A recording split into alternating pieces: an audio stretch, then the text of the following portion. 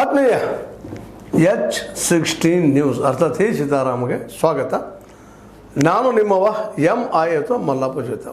ಈ ದಿನ ಒಂದು ವಿಶೇಷ ಆಟದ ಕುರಿತಾಗಿ, ಒಬ್ಬ ಆಟಗಾರನ ಕುರಿತಾಗಿ, ಅದರಲ್ಲೂ ಜಿಮ್ನಾಸ್ಟಿಕ್ ಆಟದ ಕುರಿತಾಗಿ ಒಂದು ಆತ್ಮೀಯತೆಯನ್ನು ಬೆಳೆಸಿಕೊಂಡು, ಪ್ರೀತಿ ಬೆಳೆಸಿಕೊಂಡು, ರಾಜ್ಯ ರಾಷ್ಟ್ರ ಮಟ್ಟದಲ್ಲಿ ತಮ್ಮನ್ನು ತಾವು ಗುರುತಿಸಿಕೊಂಡು ಮೈಯೊಂದಿಗೆ ಆಟವಾಡುವ ಆಟ, ಆ ಒಂದು ಸಾಹಸದ ಆಟದ ಬಗ್ಗೆ ಇವತ್ತು ಆ ಆಟದ ಬೆನ್ನತ್ತಿ ರಾಷ್ಟ್ರ ಮಟ್ಟದಲ್ಲಿ ಓಡಿದಂಥ ವಿಶೇಷವಾಗಿ ಯುವ ಮತ್ತು ಸೈನಿಕ ಎರಡನೇದಾಗೆ ಹೇಳುವಂಥದ್ದು, ಸೈನ್ಯದಲ್ಲಿದ್ದಂಥ ವಿಶ್ವನಾಥ್ ಫಕೀರಪ್ಪ ಜಾನಕಿ ಪಾಟೀಲ್, ಇಲ್ಲೇ ಮರಡಿ ಮಠ ಕ್ರಾಸ್ದವರು, ಗೋಕಾಕ್ ತಾಲೂಕದ್ದು ಅವರು ಇದ್ದಂಥವ್ರು ಈಗ ನಿಮ್ಮ ಮುಂದೆ ಮಾತಾಡೋರಿದ್ದಾರೆ, ಚರ್ಚೆ ಮಾಡೋರಿದ್ದಾರೆ, ತಮ್ಮ ಆಟದ ಬಗ್ಗೆ ಹೇಳೋರಿದ್ದಾರೆ, ಯಾಕೆ ಆಸಕ್ತಿ ಹೊಡಿತು, ಯಾರು ಅವ್ರನ್ನ ತಯಾರು ಮಾಡಿದವರು, ಏನು ಎಂತು ಹಲವು ಪ್ರಶ್ನೆಗಳು ಉತ್ತರಗಳವರಿದ್ದಾರೆ. ಆ ಪ್ರಶ್ನೆಗಳು ಮಾಡೋದಕ್ಕೆ ಕೇಳೋದಕ್ಕೆ ನಮ್ಮ ರಾಮಚಂದ್ರ ಕಾಕಡೆಯವರು ಬರ್ತಾಯಿದ್ದಾರೆ, ಜೊತೆಗೆ ವಿಶ್ವನಾಥ್ ಫಕೀರಪ್ಪ ಜಾನಕಿ ಪಾಟೀಲರು ಬರ್ತಾಯಿದ್ದಾರೆ. ಅವರ ಮಾತುಗಳು ನೀವು ಕೇಳ್ರಿ, ನಿಮ್ಗೇನು ಅನ್ನಿಸ್ತದ ಅವುಗಳ ಒಂದು ವ್ಯಾಖ್ಯಾನವನ್ನು ಕೊಡ್ರಿ, ಮಾತಾಡ್ತಾ ಇರ್ರಿ, ಜೊತೆಗೆ ನೋಡ್ತಾ ಇರಿ ಅಂತ ಹೇಳ್ತಾ ಅವ್ರಿಗೆ ನಾನು ಆಹ್ವಾನ ಮಾಡ್ತಾಯಿದ್ದೀನಿ. ನಮಸ್ಕಾರಗಳು. ನಮಸ್ಕಾರ ವೀಕ್ಷಕರೇ. ಸಾಧನೆಗೆ ಅಸಾಧ್ಯವಾದುದು ಯಾವುದೂ ಇಲ್ಲ, ಆದರೆ ಸಾಧಿಸುವ ಛಲ ಬೇಕು ಅಂತ ಒಂದು ಮಾತು ಹೇಳ್ತಾರೆ. ಸಾಧನೆ ಸಾಧಕನ ಸ್ವತ್ತು, ಸೋಮಾರಿಯದಲ್ಲ ಅಂತಕ್ಕಂಥ ಮಾತನ್ನು ಕೂಡ ಹೇಳ್ತಾ ಇದ್ದಾರೆ. ಇವತ್ತು ನಮ್ಮ ಜೊತೆಗೆ ಒಬ್ಬ ಅತ್ಯಂತ ಸಾಧಕವಾಗಿರ್ತಕ್ಕಂಥ ವ್ಯಕ್ತಿ, ಸಾಧನೆ ಮಾಡಿರ್ತಕ್ಕಂಥ ವ್ಯಕ್ತಿ ಮತ್ತು ಸಾಧನೆಯ ದಾರಿಯಲ್ಲಿ ಇನ್ನೂ ಸಾಗ್ತಿರ್ತಕ್ಕಂಥ ಒಬ್ಬ ಅಮೂಲ್ಯವಾಗಿರ್ತಕ್ಕಂಥ, ಅದು ವಿಶೇಷವಾಗಿ ನಮ್ಮ ಗೋಕಾಕದ ಮರಡಿ ಮಠದ ಒಬ್ಬ ಹೆಮ್ಮೆಯ ಕುವರ ನಮ್ಮ ಜೊತೆಗಿದ್ದಾರೆ. ಅವರೇ ವಿಶ್ವನಾಥ್ ಅವರು. ವಿಶ್ವನಾಥ್ ಅವರೇ, ನಮಗೆ ನಮ್ಮ ಚಾನಲ್ಗೆ ಸ್ವಾಗತ. Thank you. ಭಾಳ ತುಂಬ ಸಂತೋಷ ಅನಿಸುತ್ತೆ ನಮಗೆ. ಯಾಕೆಂದರೆ ನಮ್ಮ ಊರಿನ ಹುಡುಗನೊಬ್ಬ ಇಲ್ಲೇ ಆಡಿ ಬೆಳೆದು ಇವತ್ತು ರಾಷ್ಟ್ರ ಮಟ್ಟದಲ್ಲಿ, ಅಂತಾರಾಷ್ಟ್ರೀಯ ಮಟ್ಟದಲ್ಲಿ ಹೆಸರು ಮಾಡ್ತಾ ಇದ್ದಾನೆ ಅಂತ ಕೇಳಿದ್ರೆ ನಮ್ಮ ಗೋಕಾವಿಗೆ ಒಂದು ತುಂಬ ಹೆಮ್ಮೆ ಪಡುವಂಥ ಒಂದು ಸಂಗತಿ. ಪೊಂಟ ಬದಲಾಗಿ ನಮ್ಮ ಚಾನಲ್ ಪರವಾಗಿ ನಿಮಗೆ ಹೃತ್ಪೂರ್ವಕವಾಗಿರ್ತಕ್ಕಂಥ ಅಭಿನಂದನೆಗಳು ಸಲ್ಲಿಸ್ತೀವಿ ಸರ್. ಜೊತೆಗೆ ಈ ಒಂದು ಆಟದ ಜೊತೆಗೆ ತಾವು ಸೈನ್ಯದಲ್ಲೂ ಕೂಡ ಸೇವೆ ಸಲ್ಲಿಸ್ತಾ ಇರಿ ಅನ್ನೋದು ನಾವು ಕೇಳ್ಪಟ್ಟಿವಿ. ಇದು ತುಂಬ ನಿಜಕ್ಕೂ ಹೆಮ್ಮೆ ಪಡುವಂತಹ ಸಂಗತಿ. ಹಾಗಾಗಿ ಹೇಳಿ, ನಿಮ್ಮ ಬಾಲ್ಯ ಹೇಗಿತ್ತು? ನಮ್ಮದು ಮೊದಲನೇ ಎಲ್ರಿಗೂ ಥ್ಯಾಂಕ್ ಯು. ನಾನು ಹೇಳ್ತೀನಿ ಸರ್, ಬಾಲ್ಯ ಅಂದರೆ ಎಲ್ಲರೂ ನಮ್ಮ ಸೈಡ್ ಹೇಗಿರುತ್ತೆ ಎಲ್ಲರ ಥರ ನಮ್ಮದು ಇತ್ತು. ಸ್ಕೂಲ್ ಹೋಗ್ತಿದ್ವಿ, ಗೌರ್ಮೆಂಟ್ ಸ್ಕೂಲಲ್ಲಿ ಇದ್ವಿ, ಅಲ್ಲಿಂದ ಬರ್ದ್ವಿ. ಮನೆ ಕಡೆಗೂ ಅಷ್ಟೊಂದು ಬ್ಯಾಕ್ಗ್ರೌಂಡ್ ಇದನ್ನು ಇರಲಿಲ್ಲ. ನಾವು 4 ಜನ ಮಕ್ಕಳು, 2 ಅಕ್ಕಂದಿರು, ನನಗೆ ಒಬ್ಬ ಅಣ್ಣ, ನಾನೊಬ್ಬ, ನಮ್ಮ ತಂದೆ ಒಬ್ಬರೇ ಮಿಲ್ಲಿಗೆ ಹೋಗ್ತಿದ್ರು. ಸೊ ಆ ಬಡತನ ಇದರಲ್ಲಿ ನಾವು 4 ಜನವ್ರು ಕಲಿಸ್ಬೇಕಾದ್ರೆ ತುಂಬ ಕಷ್ಟಪಟ್ಟಿದ್ದಾರೆ. ಅಷ್ಟೊತ್ತಿಗೆ ನನಗೇನಾಯಿತು, ನಮ್ಮ ಮನೆಗೆ ಒಬ್ಬರು ಅಣ್ಣ ಬರ್ತಿದ್ರು, ಮಹಾನಿಂಗ್ ದೊಡ್ಡಗಳು ಅಂತ. ಅವ್ರಿಗೆ ಸ್ವಲ್ಪ ಜಿಮ್ನಾಸ್ಟಿಕ್ಸ್ ಬಗ್ಗೆ ಸ್ವಲ್ಪ ನಾಲೆಜ್ ಇತ್ತು. ಸೊ ಅವ್ರು ನನಗೇನು ಮಾಡಿದ್ರು, ಡೈಲಿ ಅವ್ರ ಜೊತೆ ನಾನು ರನ್ನಿಂಗ್ ಹೋಗ್ತಿದ್ದೆ.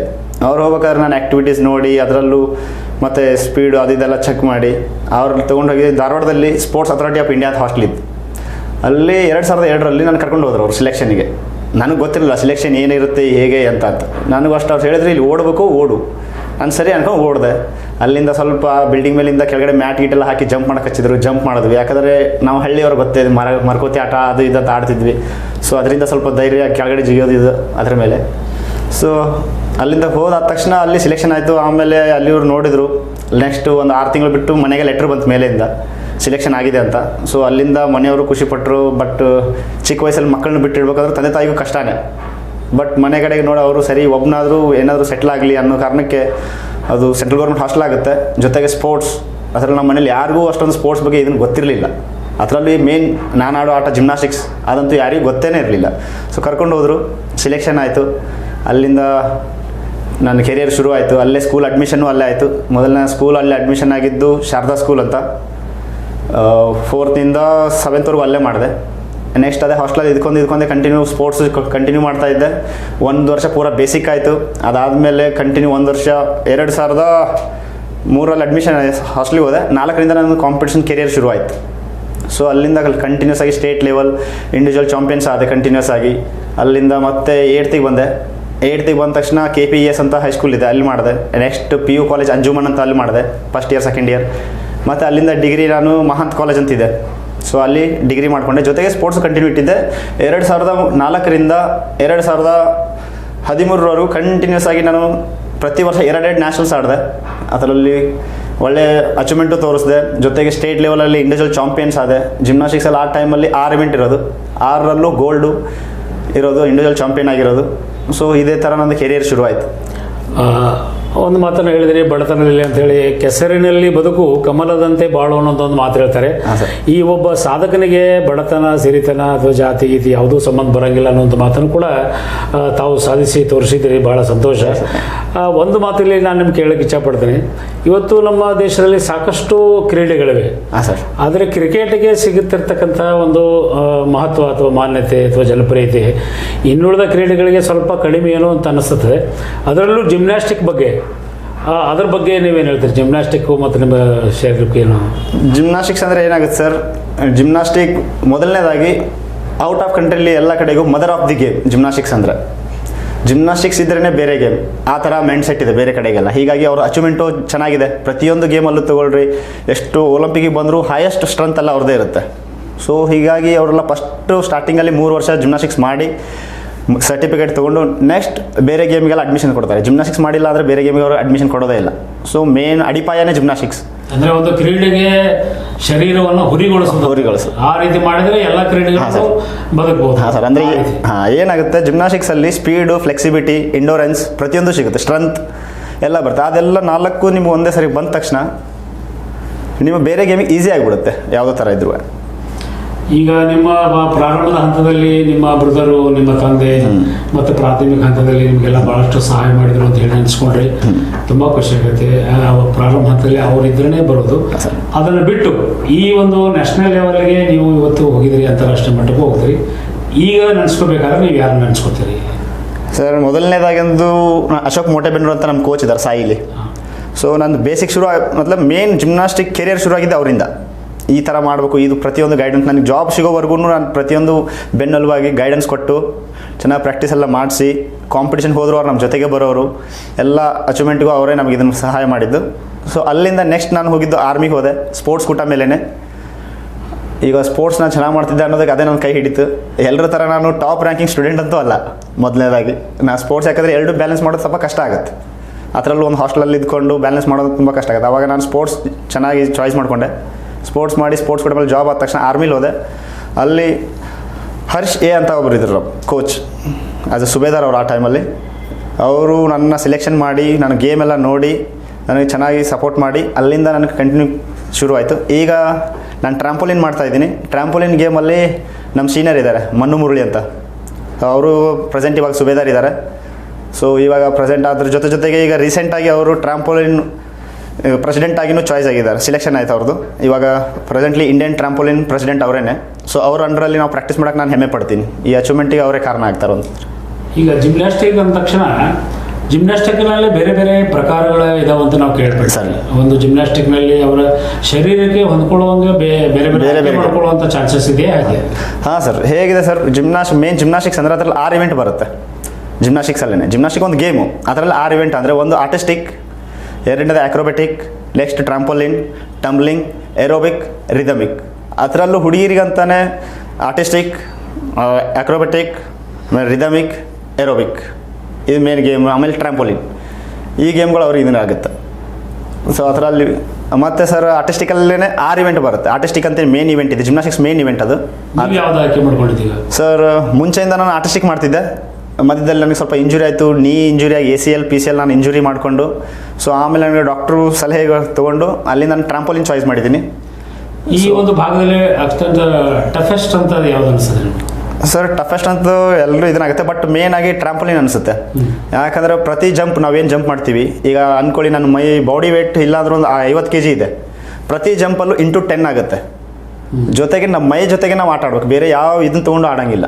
ನಮ್ಮ ದೇಹದ ಜೊತೆಗೆ ನಾವು ಆಟ ಆಡ್ತಿರ್ಬೇಕಾದ್ರೆ ಟ್ರಾಂಪೋಲಿನ್ ಏನಾಗುತ್ತೆ, ಮೇನ್ ಸ್ಪ್ರಿಂಗು ಒಂದು ನೆಟ್ ಜೊತೆಗಿರುತ್ತೆ. ಸ್ವಲ್ಪ ನಮ್ಮ ಬಾಡಿ ಬ್ಯಾಲೆನ್ಸ್ ಮಿಸ್ ಆದರೂ ಎತ್ತಿ ಹೊರಗಡೆ ಸಿಗುತ್ತೆ. ಈಗ ರೀಸೆಂಟಾಗಿಯೇ 3 ತಿಂಗಳಲ್ಲಿ 4 ಜನಕ್ಕೆ ಇಂಜುರಿ ಆಗಿ ಒಂದಿಬ್ಬರು ಪ್ಯಾರಲೈಸ್ ಕೂಡ ಆಗಿದ್ದಾರೆ ಲೈಫ್ ಟೈಮಿಗೆ. Risky game ಇದನ್ನಾಗುತ್ತೆ. ಸೊ ಹೀಗಾಗಿ ಮಾಡಬೇಕಾದ್ರೆ ನಾವು ಫಸ್ಟಿಗೆ ಫಿಟ್ನೆಸ್ ಮೇಂಟೈನ್ ಮಾಡೋಕ್ಕಾಗತ್ತೆ. ಯಾಕಂದ್ರೆ ನಾವು ನೆಟ್ ಮೇಲೆ ಜಂಪ್ ಮಾಡ್ಬೇಕಾದ್ರೆ ನಮ್ಮ ದೇಹ ನಮ್ಮ ಕಂಟ್ರೋಲ್ ಇಟ್ಕೋಬೇಕಂದ್ರೆ ಮೇನ್ ಆಗಿ ಬಾಡಿನ ಕರೆಕ್ಟಾಗಿ ದಂಡಿಸಿ ಫಿಟ್ನೆಸ್ಸನ್ನು ಕರೆಕ್ಟಾಗಿ ಇಟ್ಕೋಬೇಕಾಗುತ್ತೆ.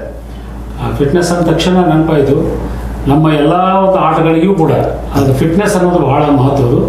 ನಮ್ಮ ಒಂದು ಗೋಕಾವಿನಲ್ಲಿ ಬಾಡಿ ಲೈನ್ ಜಿಮ್ ಅಂತಕ್ಕಂಥ ಒಂದು ಜಿಮ್ಮನ್ನು ಕಟ್ಟಿಕೊಂಡು ಸಾಕಷ್ಟು ಮಕ್ಕಳಿಗೆ, ವಿದ್ಯಾರ್ಥಿಗಳಿಗೆ ಹಾಗೂ ಎಲ್ಲ ಹಿರಿಯ ಯುವಕರಿಗೂ ಕೂಡ ಫಿಟ್ನೆಸ್ಸನ್ನು ಕೊಡ್ತಿರ್ತಕ್ಕಂಥ ಕಾಟೇಶ್ ಅವರು ನಮ್ಮ ಜೊತೆಗಿದ್ದಾರೆ. ಅವ್ರ ಜೊತೆಗೆ ಒಂದು ಸ್ವಲ್ಪ ಮಾತಾಡೋಣ. ಪ್ರತಿಯೊಂದು ಕ್ರೀಡೆಯಲ್ಲಿಯೂ ಕೂಡ ಮನುಷ್ಯನಿಗೆ ಬೇಕಾಗಿರ್ತಕ್ಕಂಥದ್ದು ಮೊದಲೇದು ಫಿಟ್ನೆಸ್ ಮತ್ತು ಏಕಾಗ್ರತೆ. ಇಲ್ಲಿ ನಮ್ಮ ಜೊತೆಗೆ ಇವತ್ತು ಗೋಕಾವಿಯ ಖ್ಯಾತ ಬಾಡಿ ಲೈನ್ ಜಿಮ್ನ ಮಾಲೀಕರಾಗಿರ್ತಕ್ಕಂಥ ಕಾಟೇಶ್ ಅವರು ನಮ್ಮ ಜೊತೆಗಿದ್ದಾರೆ. ನಮಸ್ಕಾರ ಕಾಟೇಶ್ ಅವರೇ. ನಮ್ಮ ಗೋಕಾಕಕ್ಕೆ ಬಾಡಿ ಲೈನ್ ಜಿಮ್ ಅಂದರು ಇದನ್ನು ಮೊಟ್ಟ ಮೊದಲೇ ಪರಿಚಯಿಸಿರ್ತಕ್ಕಂಥ ಒಂದು ಕೀರ್ತಿ ಕಾಟೇಶ್ ಅವರಿಗೆ ಸೇರುತ್ತೆ. ಅನೇಕ ಯುವಕರನ್ನು ಇವತ್ತು ನ್ಯಾಷನಲ್, ಇಂಟರ್ನ್ಯಾಷನಲ್ ಲೆವೆಲ್ಗೂ ಕೂಡ ಅವರು ಕರ್ಕೊಂಡು ಹೋಗಿದ್ದಾರೆ ಸ್ಪೋರ್ಟ್ಸನ್ನು. ಅವರು ಸ್ವತಃಕ್ಕೆ ಮಿಸ್ಟರ್ ಇಂಡಿಯಾ, ನ್ಯಾಷನಲ್ ಚಾಂಪಿಯನ್ ಹಾಗೂ ನ್ಯಾಷನಲ್ ಜಡ್ಜ್ ಆಗಿ ಕೂಡ ಅವರು ಕೆಲಸ ಮಾಡ್ತಾಯಿದ್ದಾರೆ. ಕಾಟೇಶ್ ಅವರು ಹೇಳಿ, ಯಾವುದೇ ಒಂದು ಮನುಷ್ಯನಿಗೆ ಒಂದು ಕ್ರೀಡೆನೇ ಇರ್ಬೋದು ಅಥವಾ ನಿತ್ಯ ಜೀವನದಲ್ಲಿರ್ಬೋದು, ಬಾಡಿ ಫಿಟ್ನೆಸ್ ಅಂತಕ್ಕಂಥದ್ದು ಬಹಳ ಮಹತ್ವದ ಸಂಗತಿ ಅಂತ ಹೇಳಿ, ಇದಕ್ಕೆ ತಮ್ಮ ಅಭಿಪ್ರಾಯ ಏನು ಹೇಳ್ತಿರ್ತೀವಿ? ಯಾಕಂದ್ರೆ ಸರ್, ಈ ಯಾವುದೇ ನಾವು ಕ್ಷೇತ್ರದಲ್ಲಿ ಏನೇ ಕೆಲಸ ಮಾಡಬೇಕಾದ್ರೂ ನಮ್ಮ ಆರೋಗ್ಯ ಮತ್ತು ನಮ್ಮ ಮನಸ್ಸು ಇವೆರಡೂ ನಮ್ಮ ಕಂಟ್ರೋಲಲ್ಲಿ ಇದ್ದಾಗ ಮಾತ್ರ ನಾವು ಯಾವುದೋ ಅಚೀವ್ಮೆಂಟ್ ಆಗಲಿ, ಯಾವುದೇ ಸಾಧನೆ ಮಾಡಲಿಕ್ಕೆ ಒಂದು ಅದೇ ಆಗುತ್ತದೆ. ಅದಿಲ್ಲದೆ ಏನಾಗ್ತದೆ, ಈಗಿನ ಒಂದು ಈ ಜೀವನದಲ್ಲಿ ಚಟುವಟಿಕೆ ನಾವು ನೋಡ್ತೀವಿ, ಇಡೀ ದಿನ ಮುಂಜಾನೆಯಿಂದ ಸಂಜೆ ಮಠ ಯಾವುದೂ ಏನೂ ಇಲ್ಲದೆ ನಾವು ಶರೀರನ ದಂಡಿಸದೆ ಏನೇ ಮಾಡ್ತೀವಲ್ರಿ, ಅದು ಮನಸ್ಸಿನ ಮೇಲೂ ಪರಿಣಾಮ ಆಗ್ತದೆ. ಅದಕ್ಕಾಗಿ ಭಾಳ ಮುಖ್ಯ ಅಂದರೆ ದಿನನಿತ್ಯ 1 ಗಂಟೆ ಆದರೂ ವ್ಯಾಯಾಮ ಮಾಡಲೇಬೇಕು. ಆ ವ್ಯಾಯಾಮ ಮಾಡೋದ್ರಿಂದ ನಮ್ಮ ದೇಹನೂ ಸ್ವಸ್ಥ ಇರ್ತದೆ ಮತ್ತು ಮಾಡುವಂಥ ಕೆಲಸನೂ ನಾವು ಇಡೀ ದಿನ ನಾವು ಖುಷಿಯಿಂದ, ಹುಮ್ಮಸ್ಸಿಂದ ಮಾಡ್ಬೋದು ಸರ್. ನಮ್ಮ ಮನಸ್ಸಿನ ಒಂದು ಏಕಾಗ್ರತೆ, ನಮ್ಮೊತ್ತಿಗೆ ನಮ್ಮ ಶಾರೀರಿಕವಾಗಿರ್ತಕ್ಕಂಥ ದಂಡನೆ ಬೇಕು ಭಾಳ ಅವಶ್ಯಕತೆ ಸರ್.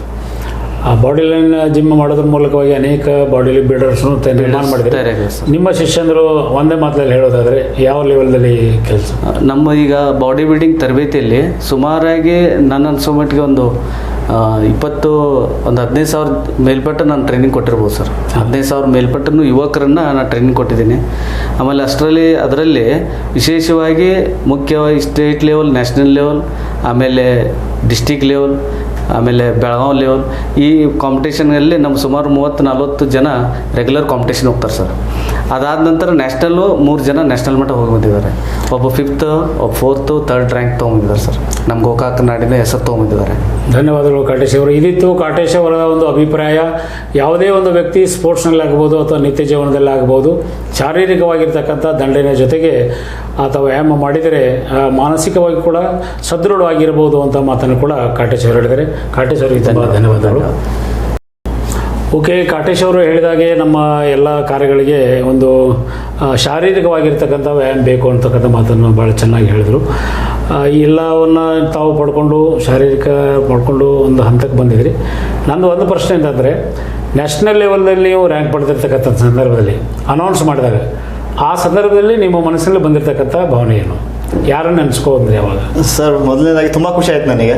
ಯಾಕಂದ್ರೆ ಅಷ್ಟು ದೊಡ್ಡ ಸ್ಕ್ರೀನ್ ಮೇಲೆ ನನ್ನ ಹೆಸರು ಬಂದಾಗ, ಅದು ದೊಡ್ಡ ಸ್ಕ್ರೀನ್ ಮೇಲೆ ನನ್ನ ಹೆಸರು ನೋಡ್ಕೊಂಡಾಗ ಒಂದು ಒಳ್ಳೆ ಹೆಮ್ಮೆದಾನ ಅನಿಸುತ್ತೆ, ಖುಷಿ ಆಗುತ್ತೆ. ಅದಕ್ಕೆ ನಾನು ಫಸ್ಟ್ದಾಗಿ ಥ್ಯಾಂಕ್ ಹೇಳಕ್ಕೆ ಬರ್ತೀನಿ ನಮ್ಮ ತಂದೆ ತಾಯಿಗೆ, ಫಕೀರಪ್ಪ ಜಾನಕಿ ಪಾಟೀಲ್, ನಾವು ಭಾರತಿ ಜಾನಕಿ ಪಾಟೀಲ್, ನಮ್ಮ ಬ್ರದರ್ ಇದ್ದಾರೆ. ಅವನಿಲ್ಲ ಅಂದರೆ ನಾನಿಲ್ಲ. ಇಲ್ಲಿವರೆಗೂ ಸರ್ ನಾನು ಏನೇ ಸಾಧನೆ ಮಾಡ್ತೀನಿ ಅಂದ್ರೆ ಅವ್ನು ಇವತ್ತಿಗೂ ಅಂತಾನೆ, ನೀನು ಎಲ್ಲಿವರೆಗೂ ಏನು ಆಡಬೇಕು, ಏನು ಸಾಧನೆ ಮಾಡಬೇಕು ಅನ್ನೋ ಮಾಡು, ನಿನ್ನ ಹಿಂದೆ ಬೆನ್ನೆಲ್ಲ ಬಗ್ಗೆ ನಾನು ಇಟ್ಕೋತೀನಿ. ಅವ್ನು ಇವತ್ತಿಗೂ ನಾನು ಸಪೋರ್ಟ್ ಮಾಡಿ. ಅವ್ನ ಹೆಸರು ಲಕ್ಷ್ಮಣ್ ಜಾನಕಿ ಪಾಟೀಲ್ ಅಂತ.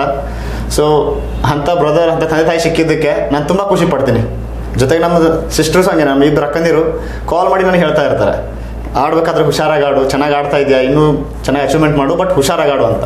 ಅಂದರೆ ತಮ್ಮನ ಮೇಲಿರೋ ಪ್ರೀತಿ ಒಂದು ಕಡೆ ಅವ್ರಿಗೆ ಕಾಳಜಿ ಇರುತ್ತೆ, ಇನ್ನೂ ಹೆಸರು ಮಾಡು, ದೇಶಕ್ಕೋಸ್ಕರ ಆಡು, ಇನ್ನೂ ಚೆನ್ನಾಗಿ ಮಾಡುವಂತೆ ಒಂದು ಪ್ರೋತ್ಸಾಹ ಕೊಡ್ತಾ ಇರ್ತಾರೆ ಅಂತ ಖುಷಿ ಆಗುತ್ತೆ. ಜೊತೆಗೆ ನಮ್ಮ ಕೋಚಸ್ ಅವರು ಕಾಲೆಲ್ಲ ಮಾಡಿ ಖುಷಿಪಟ್ಟರು, ಈ ಲೆವೆಲಿಗೆ ನೀನು ಅಚೀವ್ಮೆಂಟ್ ಮಾಡಿದೆ ಅಂತ ಖುಷಿ ಆಯ್ತು ಅಂತೇಳಿ ಎಲ್ಲ ಇದು ಮಾಡಿದರು.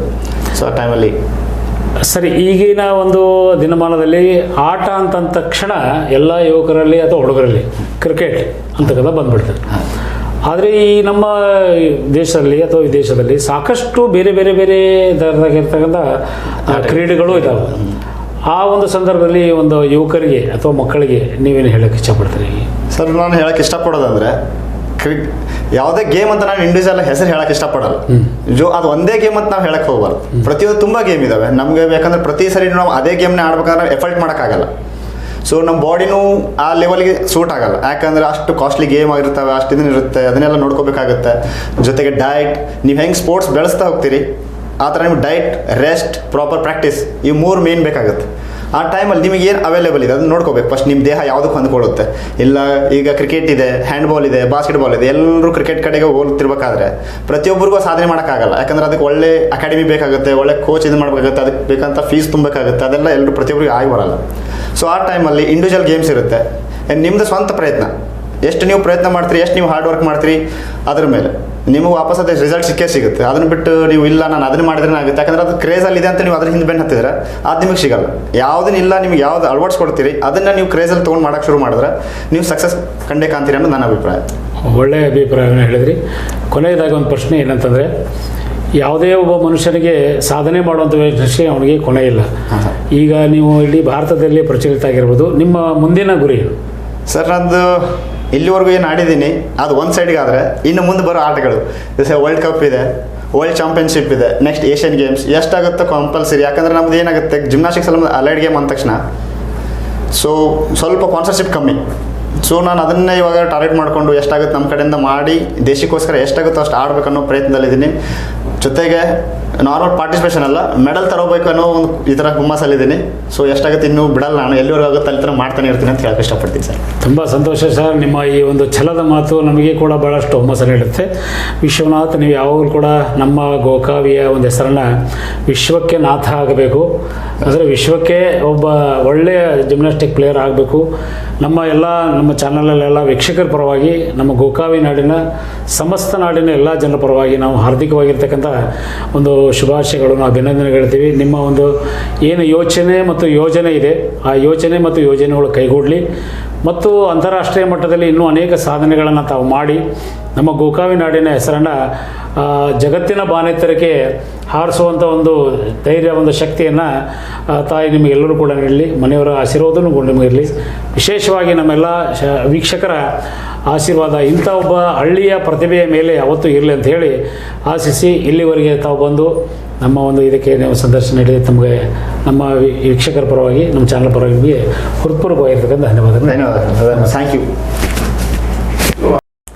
ಆತ್ಮೀಯರೇ, ಇಲ್ಲಿವರೆಗೆ ನೀವೆಲ್ಲ ನೋಡಿದಿರಲ್ಲ ನಮ್ಮ ವಿಶ್ವನಾಥ್ ಫಕೀರಪ್ಪ ಜಾನಕಿ ಪಾಟೀಲ್ ಅವರ ಇಂಟರ್ವ್ಯೂ ಅಥವಾ ಸಂದರ್ಶನ. ಅವರ ಸಾಧನೆಗೆ ಏನೇನು ಮಾಡಿದರು, ಯಾರು ಸಹಾಯ ಮಾಡಿದ್ರು ಎಲ್ಲ ನೋಡಿದಿರಿ. ನಿಮಗೆ ಇದೆಲ್ಲ ಲೈಕ್ ಆಗಿರ್ಬೋದು, ಅದು ಡಿಸ್ಲೈಕ್ ಆಗಿರ್ಬೋದು. ಲೈಕ್ ಮಾಡಿರಿ, ಶೇರ್ ಮಾಡಿರಿ, ಕಾಮೆಂಟ್ ಮಾಡಿರಿ. ಅದೆಲ್ಲಕ್ಕಿಂತ ಹೆಚ್ಚಿಗೆ ನೀವು ಒಬ್ಬ ಸಾಧಕರಾಗಿ ಬೆಳೀರಿ. ಅಂಥ ಸಾಧಕರು ಈ ಒಂದು ದೇಶದಲ್ಲೇ ಎಲೆ ಮರೆಕಾಯಾಗಿದ್ದಂಥವ್ರು ಇದ್ದರೆ ಅವ್ರನ್ನ ಪರಿಚಯಿಸುವಂಥ ಕೆಲಸ ನಾವು ಮಾಡ್ತಾಯಿರ್ತೀವಿ. ನೀವು ಸದಾ ನಮಗೆ ಬೆಂಬಲಿಸ್ರಿ. ನಿಮ್ಮಲ್ಲಿ ಅಂತ ಯಾರು ಸಾಧಕರು ಇಲ್ಲೇ ನಮ್ಮೊಂದಿಗೆ ಕಳಿಸಿ, ಇಲ್ಲಿ ಮಾತಾಡಿಸಿ ಅವ್ರ ಸಾಧನೆಯನ್ನು ಜಗತ್ತಿಗೆ ತೋರಿಸುವಂಥ ಕೆಲಸ ನಾವು ಮಾಡ್ತೀವಿ. ನೀವು ನಮಗೆ ಸಹಾಯ ಸಹಕಾರ ಮಾಡ್ತಾಯಿರಿ ಅಂತ ಹೇಳ್ತಾ ಮಾತು ಮುಗಿಸ್ತಾ ಇದ್ದೀನಿ. H16 ನ್ಯೂಸ್ ಅರ್ಥಾತ್ ಹೇ ಸೀತಾರಾಮ್, ಇದು ಸತ್ಯದ ಕೈಗನ್ನಡಿ ವಂದನೆಗಳು.